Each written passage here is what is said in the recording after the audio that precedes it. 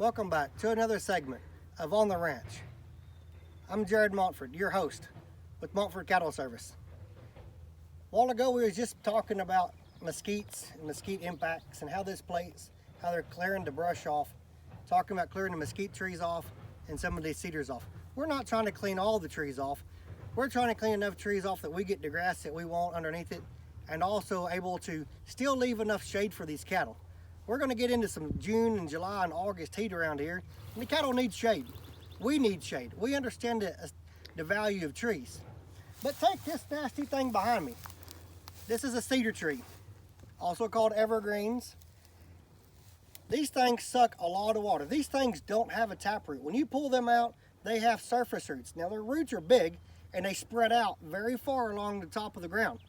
And I'd read a story one time that a guy was telling me that if you they was doing a project on 30,000 acres, they cleared the 30,000 acres of only only cedars. There was 3 streams on that place, and they had ran in 3 decades. And when they were done with all those 30,000 acres of cleaning just the cedars alone, all 3 of those streams went back to flowing again. If we're talking about natural resources, conservation, water is top of that list. This,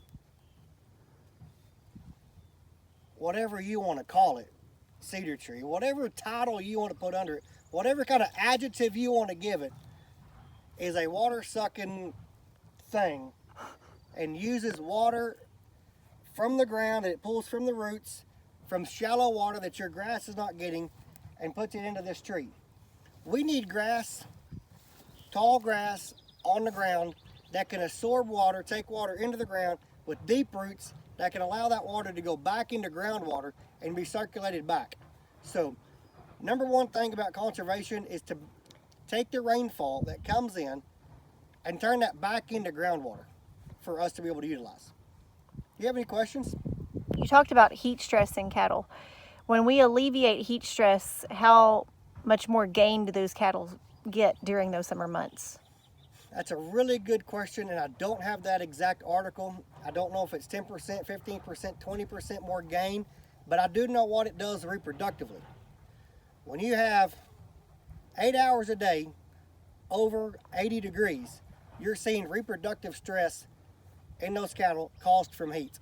We see those numbers all the time. You will see probably about a 50% reduction of conception rates with cattle when you're discussing heat stress in those summertime months. This is a side note, but one of the things that I noticed is that you don't see very much grass growing up underneath these trees, and cattle can't really get to the grass that's there. Can you talk about that? Glad you brought that up. These trees are very acidic by nature, so they're making the ground around them very acidic. And by doing that, they're changing the pH of the ground. Therefore, the lower the pH, the lower the quality of the grass. You want your soils to be neutral, slightly acidic, but neutral, somewhere between the 6.0 to 7.5 on the pH scale. That's where you want your grasses to be. If you have a 4.0 pH level, you're not going to have quite the grass growth, and it's going to bind up nutrients like nitrogen, phosphorus, potassium, which is needed for that plant to really grow. Do you have any other questions? Perfect. Sounds great. If you have any questions, give me a call. And remember, beef, it's what's for dinner.